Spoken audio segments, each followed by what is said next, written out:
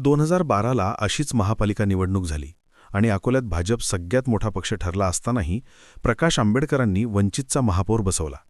भाजपातल्याच 5 बंडखोरांनी प्रकाश आंबेडकरांना तेव्हा पाठिंबा दिला आणि चित्र बदलून गेलं.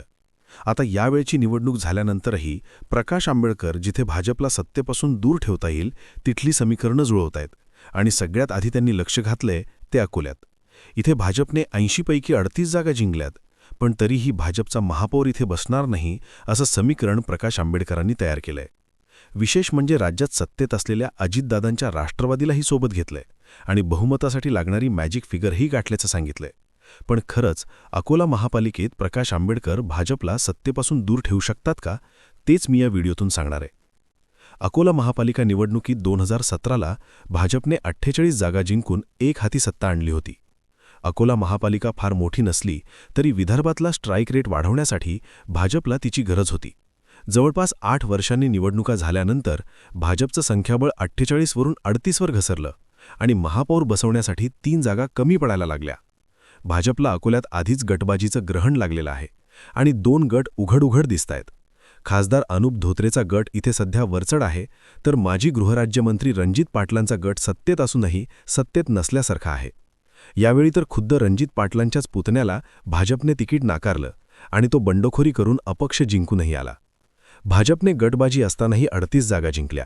एवढ्या जागा जिंकूनही भाजपला सत्तेत बसू देणार नाही हे चॅलेंज प्रकाश आंबेडकरांनी दिलं आणि त्यांनी सगळ्यांना एकत्र आणायला सुरुवात केली.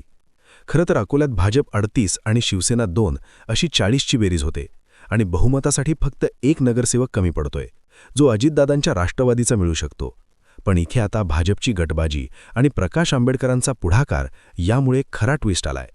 काँग्रेसचे 21, उभा टेकरेचे 6, वंचितचे 5, MIMचे 3, पवार गटाचे 3, राष्ट्रवादीचा 1 आणि अपक्ष 2 अशी बेरीज 41 म्हणजे बहुमताला लागेल तेवढी होते. यात काँग्रेसने ही भूमिका घेतलीये की आम्हाला सत्तेत काहीच नको, महापौर तुमचा करा. दुसऱ्या क्रमांकावर असलेल्या पक्षाने सत्तेत सहभागाशिवाय पाठिंबा देण्याची भूमिका घेतल्याने महापौर हा 6 जागा असलेल्या ठाकरे गट किंवा वंचितचा होऊ शकतो. पण हेच निर्णायक ठरणार आहे, कारण वंचित आणि ठाकरे गट यांच्यात महापौर पदासाठी रस्सीखेच होऊन सगळं गणित बिघडण्याची शक्यता आहे. जे 2 अपक्ष पक्ष पाठिंबा देणार आहेत त्यातले एक रणजित पाटलांचे पुतणे आशिष पाटील आहेत, जे बंडखोरी करून जिंकून आलेत. पण हे अपक्ष आणि दादांच्या राष्ट्रवादीचा एकमेव नगरसेवक हे जिकडे सत्ता असेल तिकडे जातील हे फिक्स आहे, कारण या निमित्ताने रणजित पाटलांच्या गटाला धोत्रे गटाला खिंडीत गाठण्याची ही संधी मिळणार आहे. अकोला महापालिकेत 2012ला प्रकाश आंबेडकरांनी भाजपला सत्तेपासून दूर ठेवलं होतं आणि भाजपच्याच 5 बंडखोरांचा पाठिंबा घेऊन सत्ता स्थापन केली होती. मात्र 2.5 वर्षातच हे बंडखोर पुन्हा भाजपात गेले आणि टांगापलटी झाला. पुन्हा भाजपने सत्ता स्थापन केली. यावेळी प्रकाश आंबेडकरांनी सगळ्यांना एकत्र आणलंय खरं, पण त्यातल्या 1 जणाने ही भूमिका बदलली तर 2012ची पुनरावृत्ती होईल. तुम्हाला काय वाटतं, अकोल्यात खरंच वंचितचा महापौर होईल का, आणि झाला तरी तो 5 वर्ष टिकेल का? मत कमेंटमध्ये जरूर लिहा आणि अशाच व्हिडिओंसाठी कनेक्ट महाराष्ट्र लाईव्हला नक्की सबस्क्राईब करा.